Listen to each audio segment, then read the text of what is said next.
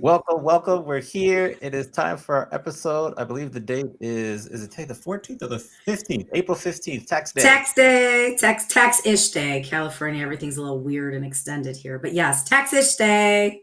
Yes, we're live. We have returned from working together and being on stage at WeCon. When you got back from WeCon on Friday, how was your weekend?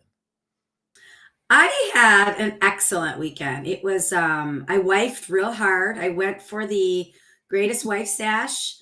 I spent time with my husband. I paid attention. I listened. I yeah, we had a nice weekend. We're getting ready to do a big remodel. So we went to the flooring store. We went to the kitchen cabinet store. Okay. Scoot was real obsessed with like when you pull out the drawers that pots can actually hang on there. And he had a whole revelation about how to store lids. So it was real domestic weekend, but we had fun. We also managed to get in a little dive bar on Friday, a little dive bar on Saturday, just for a little drinky poo. And I had old fashions this weekend, which I never normally do, but I was inspired by the coolness, by the cool air. Okay. Okay. I Yeah. like What it. Good what job. about what about you? How because you hustled, Amani. Yes. You taught last week, you gave two speeches, you're a former past president.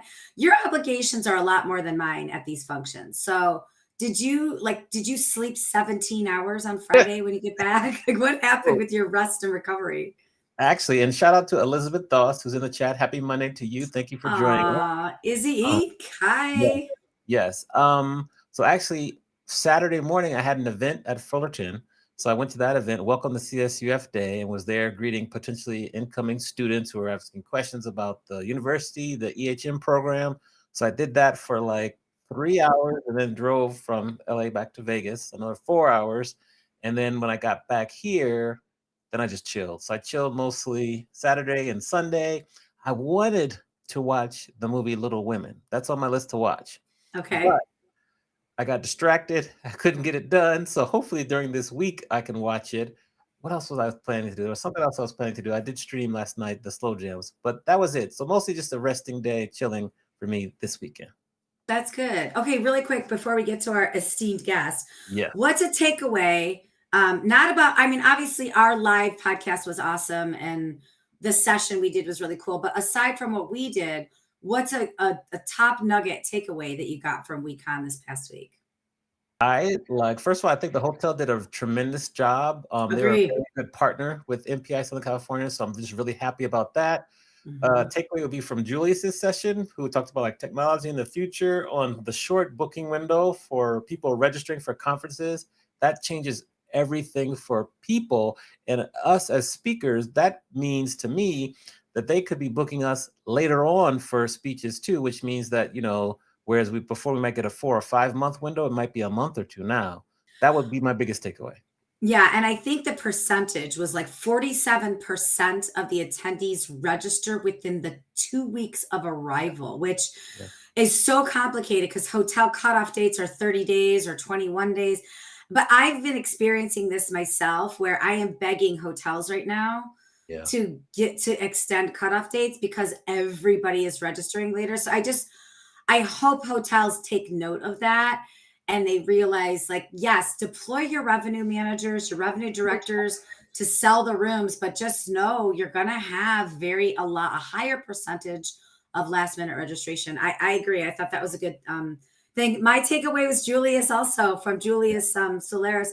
So my biggest takeaway from him was when he said conferences are the new, when he talked about going to conferences, it's the new meeting. So, we know with the distributed workforce, conferences are the new office, I think was the slide he put up. Yeah. Yeah. So with the distributed workforce in remote work and, whether it's an internal meeting, we don't see each other anymore.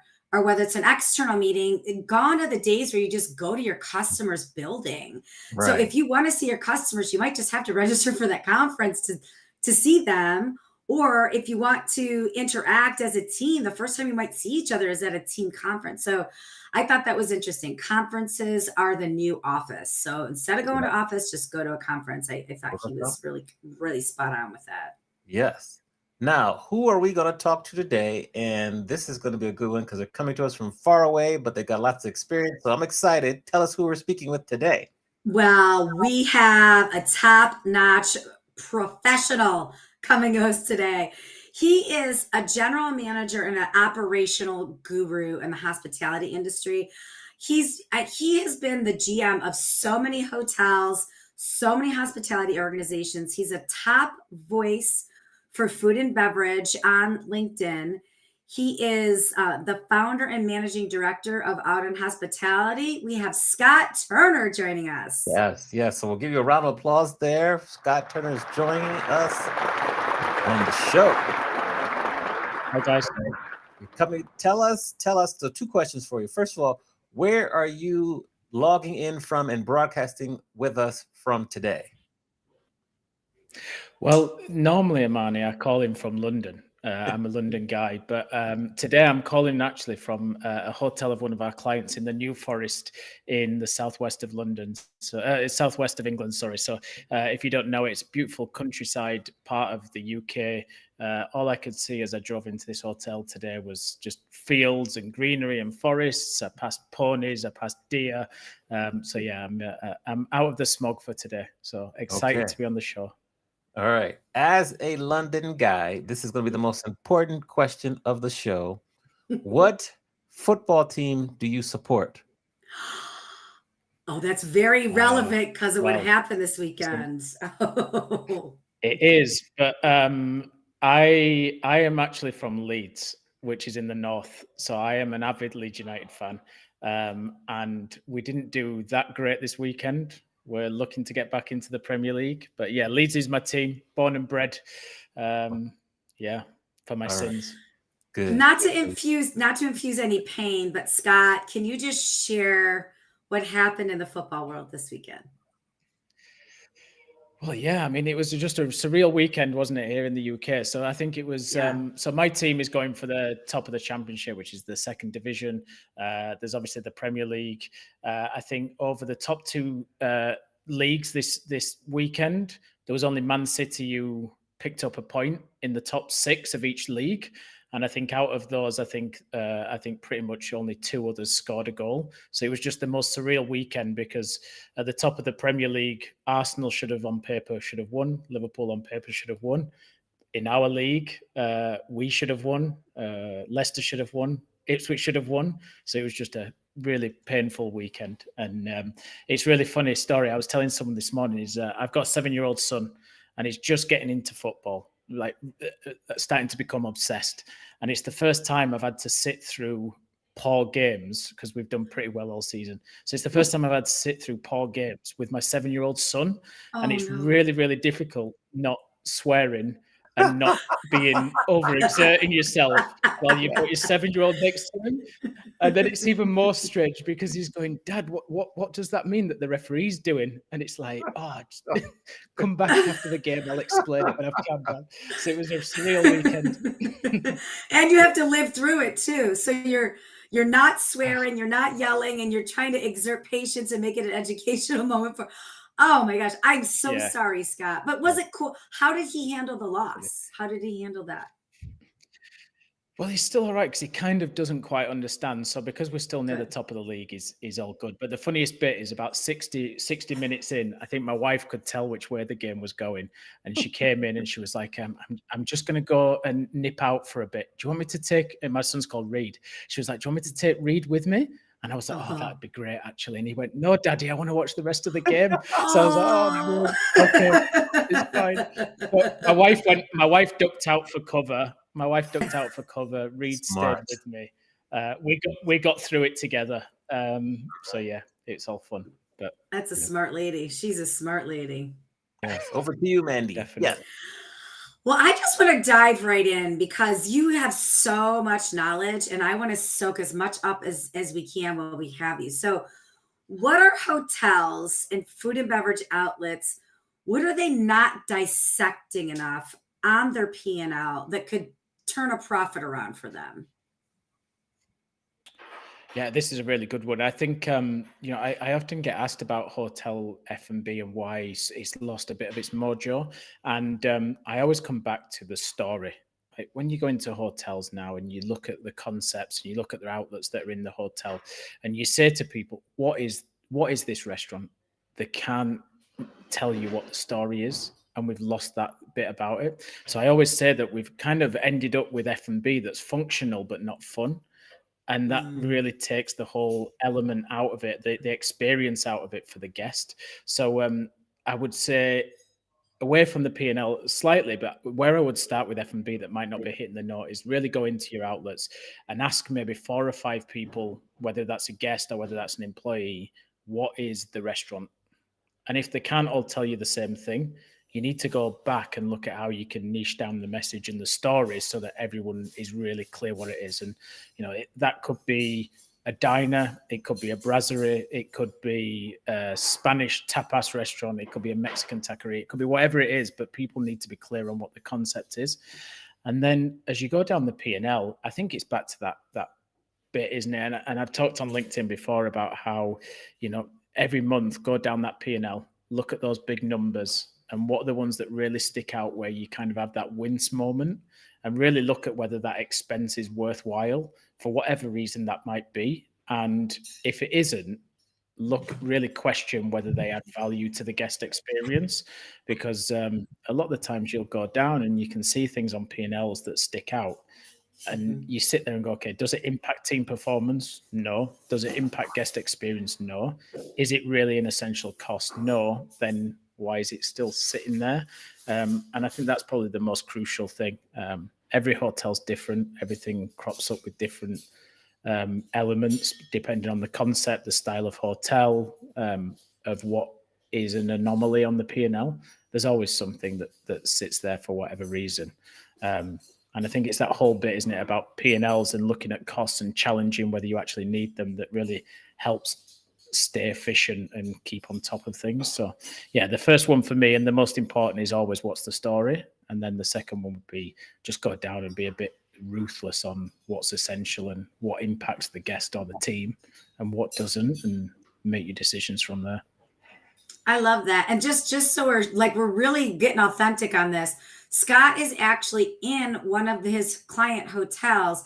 He's actually in a British pub right now. So if you hear little things shuffling around, he's walking the walk, he's living the space. He's actually in one of the restaurants or bars. I love that. I mean, I think that can't get any more authentic than it is. But back to the P&L, I think that's a good message for life too. Whether you're an F&B or not, is intimately understand your P&L and dissect it frequently, and what doesn't move the needle forward, what doesn't grow guest experience. I think that's just a great practice overall. It doesn't matter what business you're in. So thank you for that. What happened in your life and your career in 2015 to cause you to really shift and focus more on food and beverage than perhaps being a general manager of a hotel? Do you know what it was? Is I always wanted to be in hotels, and all my early career I was in hotels. I always worked in luxury hotels, and I'd come up through the ranks in the F&B side of the world, and I got to a position of hotel manager. We opened the first Intercontinental in London for 36 years. We had a really good opening, and I had an F&B director. So my attention there was more on managing security, housekeeping, F&B director, manager, and not necessarily being there on the floor. And I always kind of felt this magnet back towards F&B, back towards the pass, back towards talking to the chef. And it was really after 3 years of doing that it was kind of like, well, I looked at my GM and I was number 2 there. I was hotel manager. And I looked at the GM and I was a little bit like, I'm not sure whether that's the right role for me. I'm not sure if that's what turns me on. And I just kept getting this buzz about F&B and thought, you know what? I'm not sure whether I actually really want to be a hotel GM during my career. I think I want to stay in F&B. And at the time I had a mentor that was was actually a consultant for the restaurant we were operating in the hotel. And it was just one of those right moments, right time, where I kind of sat with him and was like, you know what, I've got to a bit of a crossroads where I'm not quite sure if I want to do hotel management or if I want to do F&B. But then if I stay in F&B, am I going to put a ceiling on my earning bracket if I stay in hotels? And he said, well, why don't you come and work for me? I was like, okay, that's brilliant. We had a few beers and I was like, brilliant. I've got a new job. I'm going to work for an F&B consultancy. We had a few beers. And all I remember really that night was the last words he said to me, which was, you'll have an offer in your inbox tomorrow morning. So I went home feeling all proud of myself. We just got married to my wife and I was like, okay, I've got this offer from this F&B consultancy. Brilliant. Woke up the next morning and I had the offer in my inbox as he promised, and it said, I'm hiring you as ops director in Dubai. I was like, Dubai? Oh, I live in London. Snap. Yeah. And I was like, okay, this is interesting. And I'd always kind of had a burning desire to move abroad and do something different, see different cultures, and sat there with my wife and went, you know what, actually, F&B is where I want to be. Restaurants is where I want to work.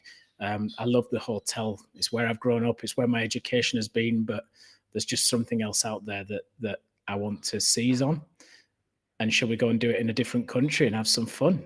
And at the time we had no kids and it was just the right time at the right conversation at the right time. And it was just, awesome. Yeah, let's do it. And 3 months later we were in the sandpit and I was working in independent restaurants, left hotels behind, and we were in Dubai for 5 years before I came back to London. So yeah, it was just one of those right offers at the right time that kind of ticked a desire, and it was just the right thing to do. That's nice. Awesome. So one follow-up question for you.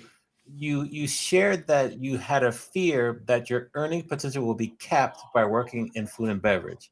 What's your perspective on that fear now?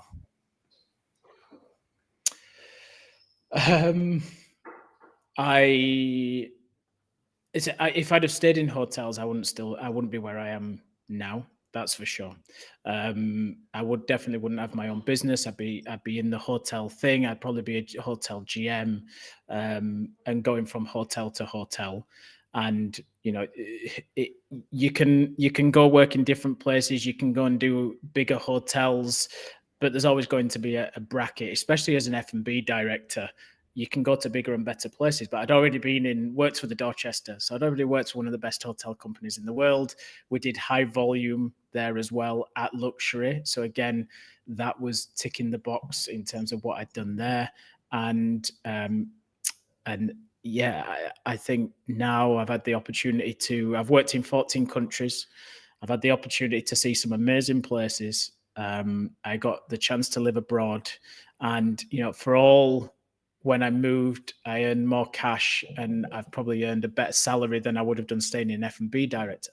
If I look back, it's probably not the money that has been the biggest thing I've earned over these last few years.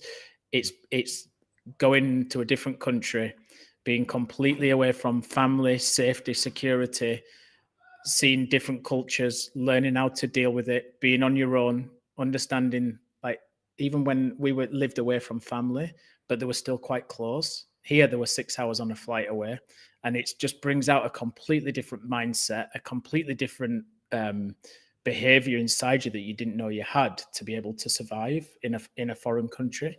And then we did all the projects that we did, going into different countries and seeing what we saw and working with different chefs. Ironically, we were doing a lot of restaurants in hotels as well, so that whole experience fit. But I think the lessons that I learned about myself, about my relationship with my wife, were far greater than the cash that we earned extra over that period of time. So yeah, phenomenal experience. Yeah, excellent answer. Adam Foreman is in the chat, wants to know, where's your pint of Guinness? Well, I had to remain professional. Didn't I? So I had the beer before, and I didn't bring it on. Well, yeah. don't you don't have to be professional for us. We could pause for your Guinness if you want. You don't should have done, shouldn't I? Yeah, exactly. Yeah, but Adam's a great guy. Adam has been my my IT guy for probably about 9 years now.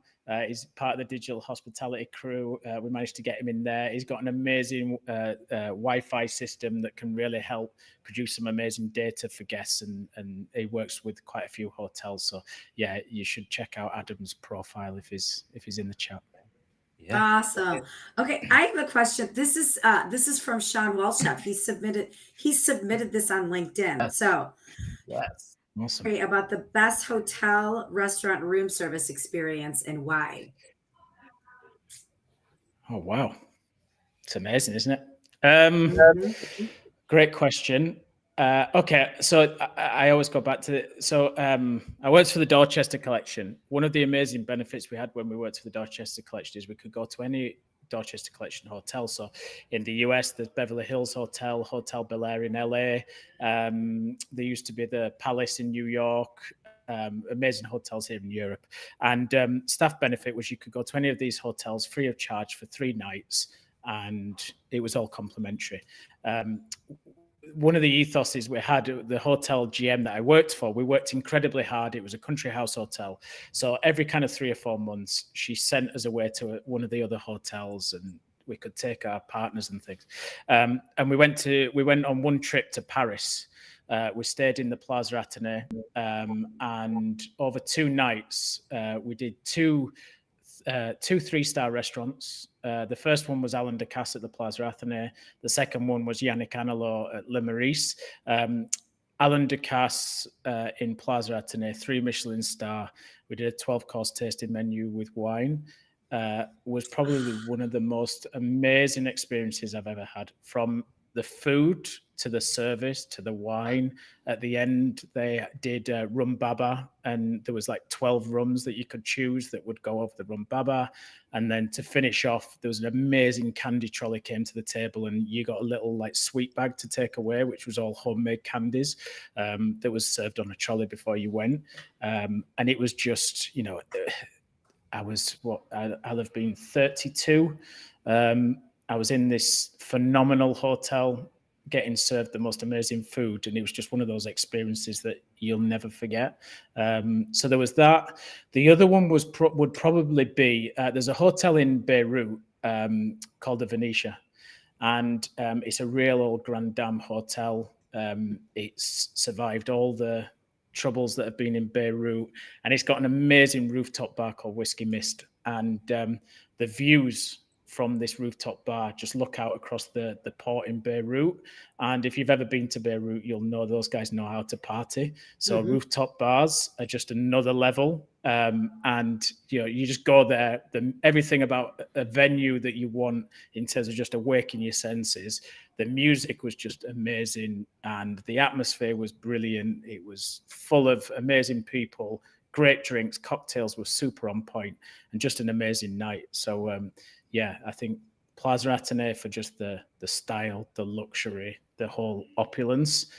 Beirut was about the party, the atmospherics, and just the overall vibe that came from it. Awesome. Before you continue, man, I got to shout out Heather, who's in the chat, Heather Cox. And then Thomas, thank you for watching on YouTube. And Thomas is one of my students who says he loves this topic because he feels this is his future, working in F&B and restaurants. So yes, Thomas, this will be available post live. We can let you know where. Thank you for letting me interrupt you, Manny. Go ahead with your follow-up. Oh, no, I love it. And hi, Heather Cox. And Thomas, way to show up, buddy. This is what you got to do for your career. So this is awesome. I just wanted to follow up on those experiences that you had. When you travel the world like we do, and you go to all these great hotels and it's all for work, I don't know about you, but whether it's like a design element that I'm like, oh, I want to put that in my house, or whether that is a food and beverage experience that you want to implement with one of your clients, like what from those 2 experiences did you take back and eventually implement, if anything? Or was there anything from those 2 experiences that you're like, oh, I'm going to store this here for a later date? Yeah, definitely. And Thomas, if you want any advice on F&B, just hit me up on LinkedIn. Always happy to help as well. So as Sean would say, readily available or weirdly available. I think from those experiences, there's Alain Ducasse was one of those restaurants where just all the details were thought through. Everything from the menu, the way it was presented, the whole dining room, to the whole experience, dishes done at the table, the whole candy trolley at the end that you'd go, is that a 3 Michelin star idea? These guys made it a 3 Michelin star idea. And I think what that always taught me was about detail and about just how, if you focus on the little things and you have lots of little touch points through the experience, when you get to the end of the meal, people are just blown away by the whole thing. And it's just about how you can keep, back to that point I shared before, it's just how you can keep pushing on people's senses, but different senses like sight, smell, ear. I remember the one of the first courses was simple. It was done table side, and it was just brown shrimps with butter, but you could just smell the butter browning in the pan. And I can still remember it now. And this is probably going back to 2010. And I can still smell that butter. So it's all those bits about the details. I think with Beirut, what I really love about that is how those guys can create an amazing atmosphere, and they do it through lights. So they do it through music, they do it through ambience. And this is, it's open air and it's rooftop, but the way they use smoke, they use lasers, they use screens. There's another one there that's in like a parking lot called Sky Lounge.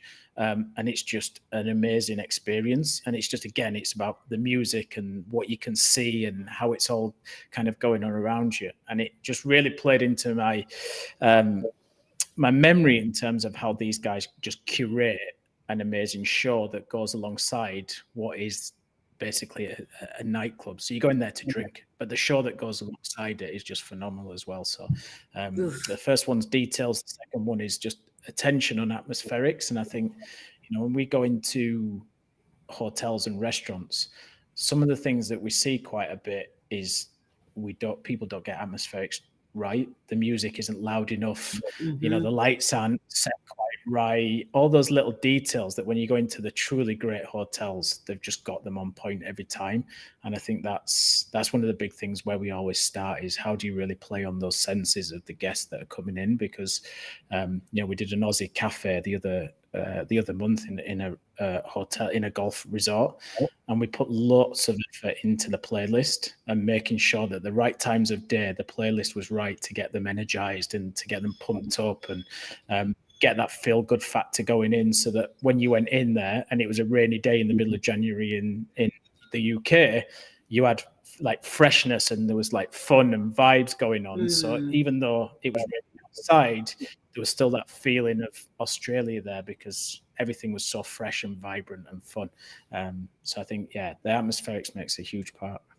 Ooh, I'm so happy you said that, because it is true. It's music too loud, music not loud enough. Like all of those little touch points are so important. Thank you. To kind of stay on this topic of like restaurants and ambiance and environment, you've opened 38 restaurants. Out of those 38, what opening, maybe more now, because that could be an old number. Out of those 38, what opening has been the most memorable, and why is it the most memorable?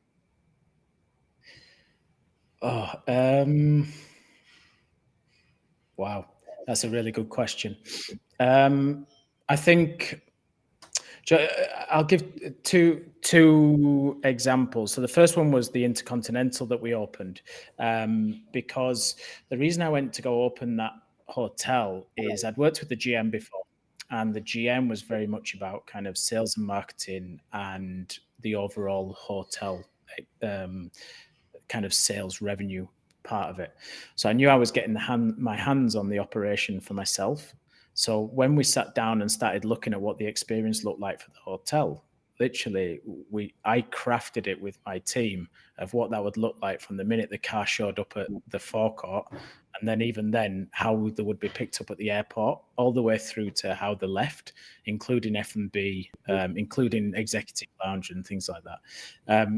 So when we got the hotel open and we managed to get what we initially put on paper into reality, and then we started seeing TripAdvisors coming in, Google reviews coming in, and we started seeing that pay back in guest satisfaction. It was just a phenomenal kind of feeling and experience to have curated this experience, be able to deliver it in reality, and then guests enjoying it at the end of it. So I think that is a super one. I think, lots of times when you open, things don't always go to plan. They aren't always how you first wanted them to be. Things happen with, especially at the current times with staff and things like that. But we delivered everything on point with that hotel. And it's funny. I went back there for the first time. I left 2015 to move to Dubai. I went back there the first time last year, and the bar is still exactly the same as when we left it in 2015. It's just a great testament that it's time. 100%. And so it was brilliant. So that was the first one. And then I think that the second one was we got asked to go as a task force into, we worked with Abu Dhabi Capital in Dubai. We went in initially to do the F&B concept, and we were asked by the ownership to go in and help from a hotel perspective, because there was myself and one other person had hotel experience. We went in there 6 weeks before opening. It was a bit of a struggle. The hotel was in Montenegro. It was in the capital called Podgorica. So we were all there from kind of flown in from Dubai for 6 weeks. We had to kind of pick up what was running behind schedule and really focus on how we could deliver it and get it open in time. We managed to do it. Took a lot of hours. There was a lot of learnings in terms of going into a new culture and not understanding working hours and the way things work with tax and stuff like that. And we had to quickly learn some lessons. But again, taking away some of those non-financial learnings that or benefits that we got, a huge lesson there of going into a new country and having to learn the nuances of that country to be able to deliver a project at the end. And I've told this story before, but in that hotel particularly, we opened on a Friday, and the F&B manager turned up on the Friday about 4:00. We'd been open 3 or 4 hours, and he said, "Right, I'm going now, and hope you have a good weekend. I'll see you on Monday." We were all like, "What are you on about? We've literally just opened this hotel. What do you mean you're going?" He said, "Yeah, it's a weekend. Yeah, you're an F&B. Yeah." Yeah, you're a weekend. It's F&B. We'd built this amazing lounge downstairs, and it's quite an oldie worldy town. The hotel was new. It was lifestyle. It was different. So we knew it was going to be interesting. And he just said, "I've done my hours this week." "What do you mean?" And they're not allowed to work over 40 hours a week. And we didn't know. So we were just expecting people to go with the flow as you're doing an opening. And all of a sudden he was like, "Yeah, I'm gone." And it just taught some real valuable lessons about how, really get to know what you are, ask the right questions to the right people, because it's how you can ultimately deliver successful projects. So, yeah, 2 really good openings. It's funny that you say that, because that reminds me of a time I was in Panama, and we were working with a team of destination people, and our program arrived on a Sunday. And they said, wait, you need to arrive on a Monday, because most Panamanians, most of the staff and, the crew, Sundays it's a very special day. It's a family day. It's a day of, it's a day of faith. It's a day of religion. And so it's very difficult to get staff on that day. So I appreciate you bringing up the nuances of the staff, but the nuances of the audience in different cities and different destinations too, because it's definitely something to consider, whether you're planning an event in a different destination or whether you're opening a new hotel or a new restaurant. It's definitely something important to consider. It's fascinating. Yeah, definitely. I want to switch gears for a second though, and I want to pirouette over to LinkedIn. I promise I'll bring it back to food and beverage. So I have 2 quick LinkedIn questions for you, because Scott Turner, friends, if you're not following him, you've got to follow him. He's got 11,000 followers on LinkedIn. And I know that is not an easy task to do. And I know it's from a very strategic effort on your end. So you're so active, the information you give is so great. So if you were to give people out there in any industry 2 pieces of advice to grow their LinkedIn following or to engage more with LinkedIn, what are those 2 pieces you would give them? Or what's worked for you? Well, I mean, so LinkedIn is my primary marketing tool. And it all came from, I started my own business, didn't have loads of cash to start spending on conventional marketing. And I was speaking to a guy called Jim Taylor at the time, and he was like, I tried it and this has been the best route for me, give it a shot. I think, a couple of things LinkedIn's done really well for me before I go on to the 2 points. One of the biggest things, back to that whole piece about story, is one of the biggest things when you have your own business is, can you say what it is easily? And LinkedIn helps you craft your message because you're writing about what you do every single day. So it helps you really think about how you articulate what you do. So I think, that's the first one. And then I generally convert LinkedIn inquiries much quicker than I would do from the website or cold, because people already have a sense of who you are and what you can do for them. So kind of that get to know you scenario has already kind of taken place. So you've already built trust, you've already shown expertise, and it just gets things moving much quicker. So it's very rare that I would get something through LinkedIn and not convert. So I think that's a huge piece there. What are the 2 things to grow your audience? Be consistent. So that could be 2 days a week. It could be 7 days a week. It could be twice a day, whatever that might be, but be consistent. And not only about choosing frequency, but also when you post, because people are habitual. So I post every day in the UK at 9:15 to 9:30, but it's roughly that time. And I can see people who jump straight on. And then if I'm posting in the afternoon, I'll post probably about 5 o'clock so that you can start getting PST and things like that. And I post the same time every day. So it's just consistency creates momentum. It gets people to know when you're going to post. That would be the first one. And then the second one would be, don't post that's trying to sell.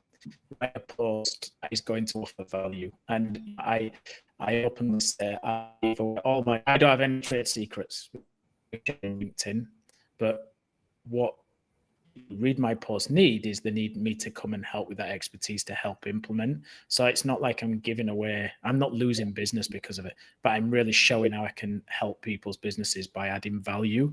So it's very, very, very rare you would see me write a post that was solely focused on this is what I do and give me a call. I might do calls to actions, or I might drop things in the comments, but that's if the post is about adding value. So that would be my main thing. And it's, if you listen to some of the best kind of content creators, people like Gary Vee, people like that, they all say people don't buy from businesses, they buy from people. So just show yourself and be totally authentic, totally genuine. Don't try and put on an act. Just show up, be yourself. And, it took probably about 6 months to get the first inquiry in from LinkedIn. But now it's after kind of own network, it's my primary source of inquiries. And it's just that consistency and showing up. So don't lose faith too quickly if it doesn't happen. And then I think if I can add a bonus one, I think, the other thing now is start showing up to some of the audio rooms, start looking at how you can start doing lives, start showing that type of yourself as well. So, Mandi, we met on the digital hospitality room that's held by Sean. Not only do you learn amazing things from some amazing people, but, as you have, Mandi, I've recently got some gifts from Elizabeth. I got my first deal signed on, I think it was Friday, from literally commenting congratulations with a GIF on a new job post. That would never have happened if I hadn't have gone onto some of those rooms, and do some audios and do some LinkedIn lives and just start really showing people the authentic you. And I think that's going to start becoming a real big part of what LinkedIn's about moving forward. I agree that LinkedIn Live, the audio, or what we're doing right now, that long form, however you can get to that long form space on LinkedIn is critical. Okay, I promise I'm taking this back to F&B, but with a splash of LinkedIn still. So how can hotels and restaurants use LinkedIn more for business-to-business outreach to the local community? I think I've heard you tell a couple stories about this before. So I think with hotels and restaurants, right, you've got the tourism community and then you've got the local community. And we all know for the most part, the local community is your base, right? Because the The tourist community is awesome, but they can be up and down depending on what's happening. So how could people use LinkedIn to communicate more with their local community for food and beverage or hotels? Yeah, so we did this with a hotel client with a restaurant, and what we did was very similar to what I've been doing on LinkedIn. And fundamentally, LinkedIn is free. You can do so much on it for free. If you get the premium, I would say over a year, it's probably still, in terms of marketing budgets for hotels, quite small. So what we did there was we went around the local area. We looked at all the local offices around where we were, because you can get them off the door knockers. They've got signs in the windows, so you can get the information. It's like in the old school, Mandy, where you used to send people off and look at the conference room doors and see what your competitors had in the conference rooms. I don't know if that still happens, but it definitely used to, especially when they had the boards in the lobby. And so we went round, we got a list of all the offices and all the businesses in the local area. And then our F&B manager went on LinkedIn, searched for PAs, searched for reception managers of all those buildings, and sent them a targeted message saying, well, you haven't been into the restaurant, we'd really love to see you, and use this booking link. You'll get VIP status, and we'll make sure you're looked after, and dinner's on me. So we got it all tracked through 7 rooms, and we just got the local community in. As a minute they got tracked in 7 rooms by using the private link, they got VIP'd, so the team would be on them. The F&B manager would go and meet them and would go and introduce himself, and then we just automated the rest of the process through the reservation system afterwards. And it worked phenomenally well, because it's just people aren't doing it. So you're standing out in the crowd, and you probably get them as well, and Amani as well. It's, I get tons of DMs every day about email lists and SaaS products and things. So how different is it that all of a sudden you have this F&B manager from the local hotel pop up in your DMs, and 9 times out of 10 we got a reply, even if it was we don't have any bookings, or we don't use book restaurant bookings. We pretty much got a reply from everyone. So I think I talk about thinking differently. You can use it outside the box. And then again, when we were looking at what third-party booking engines to go with from a restaurant perspective, for example, we, instead of just going on the website and doing the inquiry, we'd hit the partnerships managers, and we'd hit the kind of the senior execs, and we'd start going like in at the highest level we could, and start having kind of real strategic commercial conversations about going, we're going to list our restaurant, but I'm speaking to the top guy. What can you give us in terms of marketing to launch, and what else can you do? Because we're with all these platforms and we want to see yours on there. So we'd just really start using it to go as high as we could up an organization, to start having conversations with the right people. And then from a real strategic revenue perspective, we'd start targeting people who might book covers in the restaurant. So I would say it's definitely worth doing. It costs absolutely nothing, apart from some free meals, which you would do for influencers anyway, and it worked phenomenally well. So awesome. Love that. I have one follow-up question about LinkedIn, and then another question that'll take us to another lane in the highway we're traveling down. How did you acquire your top F&B voices badge, and how has that assisted or helped your growth on LinkedIn itself? Yeah, so another strategy that you obviously have your own content that you can go on and create, and that's kind of, I've got into a fluid rhythm of how I produce that now. But there's the contribution articles, the collaborative articles that sit on LinkedIn. I get them in my inbox pretty frequently now. I'm not sure if others do, but I get them in my inbox pretty frequently, and I make sure that I go on and do at least 5 a week. And they're prioritizing those on the feed, so you're getting quite a lot of engagement, people seeing your profile, and obviously if they like what you're writing, they're going to go on and they're going to follow you, and then they become converted into your content. And the idea then is that it would flow through into a conversation afterwards. But I think definitely use that. There's subjects there that you can write. So again, if you're not used to just going on and writing things, it could be a good place to start, because you're just going and giving your experience on a topic that LinkedIn is creating. From what I understand, it's stuff that they're seeing as being the most frequent posts in terms of questions or topics asked on the platform that they're then turning into collaborative articles. So again, it's you could probably consider those being quite hot on trend and would get a lot of readership. So yeah, and then you can convert it onto your profile after that. So but yeah, there's some I definitely do around 5 a week, depending. Yeah, to build on that too, Scott and Amani, when those come through, when those collaboration requests come through, answer them and so you know how they have like 9 questions in one, answer as many questions as you can in one, because that might be the thing that takes you over the edge to be a collaborator, to be the top, a top voice. But just do it as soon as you get it. Because I mean, I've done the same thing, and I got my badge pretty quickly, and I don't think everybody gets the emails. So if you're lucky enough to get the emails, I would say respond right away. Yeah, agreed. Now, in this point in the show, we're going to allow you to flip the script. You can ask myself and Mandi any question you want to ask us. Nothing is off bars or off limits. Who do you want to ask the question to first?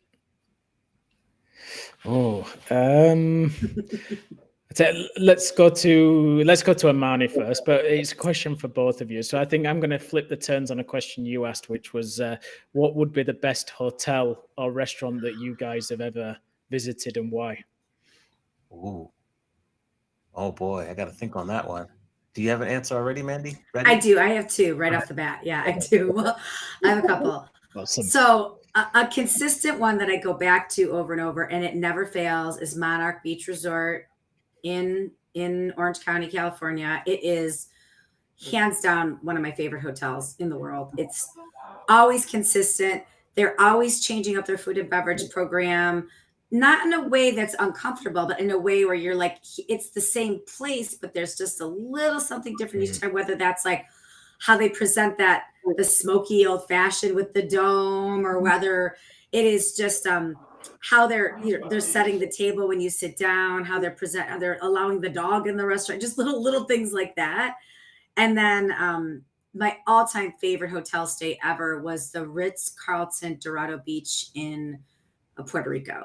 And it was, this is a property, it's built on an old Rockefeller estate. It's many, many acres. They give you a bike with every, I'm a bike person. They give you a bike with every room. You could ride around and see the old residences, the houses. There was a host, I don't know if it's a Julius Serrano restaurant, I think, or Jose Andres, one of the two, I can't remember, restaurant on property. And the experience, just from the decor, from the time you enter to the smells, to the just like every thing you were talking about, the senses, the music, the outdoor experience was different than the indoor experience. And so, when you go to a restaurant and you're at a hotel for many days, and they may only have 3 or 4 restaurants, knowing you can sit outside and have a totally different experience than inside, which is a little more quiet, a little more quaint. You could hear each other speak. I loved how they changed the environments, and obviously the food was fresh, well proportioned. And I would say at both places, I never got full. I always left content. And for me, that is the mark of a great dining experience, when you're tasting everything, and sure, it looks pretty, but you're not gorging yourself. You're not eating so much that you're like, oh, I'm so stuffed. You're just like walking away really happy and really content. So what comes to me is 2. First, it'll be the 4 Seasons in Maui, Hawaii, and I hope everything's okay there after the fires last year. Just on the water, great entertainment, great food, easy to get to different places, lots of activities, just right there contained. So that's one. And then the second one, I'm trying to remember, I don't remember the exact city location, but it's the Molabetsi Lodge. It's a safari lodge in South Africa. And you're sitting in this place where out your window, you see giraffe, you see elephants, they're walking on. And the food there was some of the best food we had when I went to South Africa for the World Cup. And that place was just amazing. They take you on tours throughout the morning, and then the afternoon, the evening, at nighttime, we were chasing lions. We were trying to find lions to see or whatever. It was amazing, and it was really nice and clean, and the food was good. So that would be number 2 right there. Yeah. Yeah, that's some awesome ones. As we kind of round out the interview, I love to ask this question, and for you, I'm particularly interested because you've got such a wide breadth of experience. And so if we go back to when you were just leaving university, because college in the UK is called, what's college called in the UK? It's not called university, it's called It's called college. It's called college. So okay, we go from school to college to university. Yeah. Okay, so you're leaving university, but based on all the experience you've had to date today, what advice would you give your younger self right as you were leaving college? And then side note is that I'm a Liverpool fan. I just wanted to share that. I forgot to share that earlier. So thank you.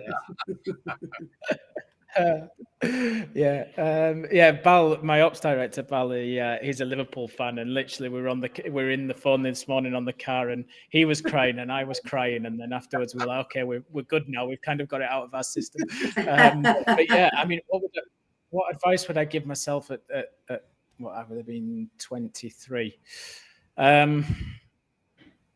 One of my biggest regrets of university was I had an offer from I did a sandwich year. I had an offer from the Chicago Marriott. I had an offer from the London Marriott, and I bottled going abroad and went down to London instead because I could still watch the football. I was still close to my mum because I'm a mum's boy at heart. But I think, what advice would I give? I would have gone abroad a lot sooner.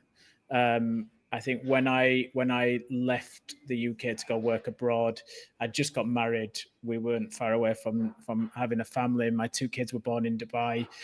I wish I'd done it earlier, where I had no responsibility, and we maybe could have done a couple of extra countries, maybe gone to Asia and put ourselves out of our comfort zone again. And I think, I think that's probably one of the biggest ones. The other one would be. I don't think at times I enjoyed my roles that I was in and some of the projects that I was doing because I was so focused on the task and almost getting to the next stage in my career. And I think that drive, where it was good in some ways because it got me through the ranks quite quickly, and I was quite determined of where I was going to be. I don't think I took everything in quite like I should have done. So I would say, 1, move abroad sooner, and 2, I think enjoy it more, not get too hung up on where you want it to be. Enjoy the present would probably be my other one. Great feedbacks. Mandi, over to you to close us out. Okay, just really quick comment, Scott. Amani and I both just itched our nose at the same time. We weren't throwing like signals. There wasn't like I itched my nose and Amani itches his. I'm like, Scott probably thinks this is some sort of like podcast signal. There's no signal. We just both had an itch. And he's in Las Vegas and I'm, 500 miles away in San Diego. So anyways, no signals. Here's a question for you personally. We know, you're an expert and we know what you're working on professionally. What are you working on for yourself right now personally? Not your family, not your kid, like just for you personally. Because I think this is an epidemic in hospitality. We all forget to take care of ourselves. And I know you're a pretty evolved human, so I'm guessing your answer is pretty rad. But like, what are you working on for yourself personally? Yeah. What am I working on personally for me? I honestly don't necessarily pigeonhole it too much in terms of what it's doing for me. I think what I've done in my career is a lot of the time my family have had to suffer because I've worked hard and I've traveled a lot. And what's quite nice about now with my own business is I still work hard, but I have a freedom of time. So I can choose when I work and when I spend time. And over the last 2 years of running my business, I've been a lot more present, definitely for my wife and certainly for my kids. And, a couple of things that spring to mind on that was the first time my son had parents-teacher conference. I was walking down the street with my wife and I was like, it's a really surreal feeling, this. And she said, what do you mean? I said, this time last year, I would have either felt guilty for being here, and I'd have been on my phone thinking about what emails were coming in and what was going on at work, or I just wouldn't have been here because I wouldn't have left. Whereas now I feel good about myself that I can be here. And honestly, that for me was just a real like kind of penny drop moment. So I think, you know, I read lots of books, I consume lots of podcasts. I'm continually trying to like learn and do new things and test things out. But I think that whole bit for me that's been so rewarding and almost like a new lease of life is the fact that now I can be present for my family. You know, I can go for lunch now with my wife when I want to, and I never would have done that before. And those little moments are actually quite nice because they've never been there before. So yeah, it's definitely booking time in my diary where I'm really disciplined around. And I've said this, but I think I've shared it on the Digital Hospital. I plan everything in my diary, everything. Me too. From lunch to what, and I now put slots in there for my wife and all the, because it keeps me disciplined. And that for me is the one thing that kind of I do for me is just make time to kind of spend real quality time with the family. That's beautiful. Okay. And then earlier in the interview, you said you got married in 2014 or 2015. Did I hear that right? Don't test me on air. 2014. Okay, 2014. Happy 10-year. I have my 10-year anniversary this year too. Happy. Did you have your anniversary yet, or is it coming up? I won't ask you the date. August. Oh, we're July. It's all right. 16th of We're August. Okay, July. July 2nd. So happy 10 years. We made it. We made it to our first milestone, Scott. Yeah. She put up with me, for sure. That's great. Congratulations. All right. Well, what's the best way for us to kind of support you, your business, continue to spread the word about both you, yourself, and Audit Hospitality? How can we best support you? Yeah, I really appreciate for the chance to be on the show.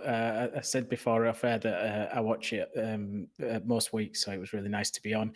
If you want to catch hold of me, we've chatted about it. Hit me up on LinkedIn. I'm there every day. And honestly, if anyone wants any advice about F&B or how to get started in F&B, then just reach out, because I'd love to share some of the learnings and some of the failures that have happened and how to navigate them. Awesome. Cool. Well, we appreciate all the work you're doing. We appreciate all the examples. I'm still thinking about smelling that bread, butter, or whatever. I'm still thinking about that you shared from earlier. Excellent work. Brown butter shrimp. Yeah. Tonight. So thank you for that. And just continue to be an advocate and an ambassador for our industry. So round of applause to you. We'll put you back in the green room, and thank you. Thank you, Scott. Thanks for Thank you, guys. There. Thank you. All righty, Mandi, we are done for the day. What and who do we have to look forward to next week? Well, we've got a new friend that we just met last week, Gary Ware, he delivered a spectacular opening keynote about the art of play.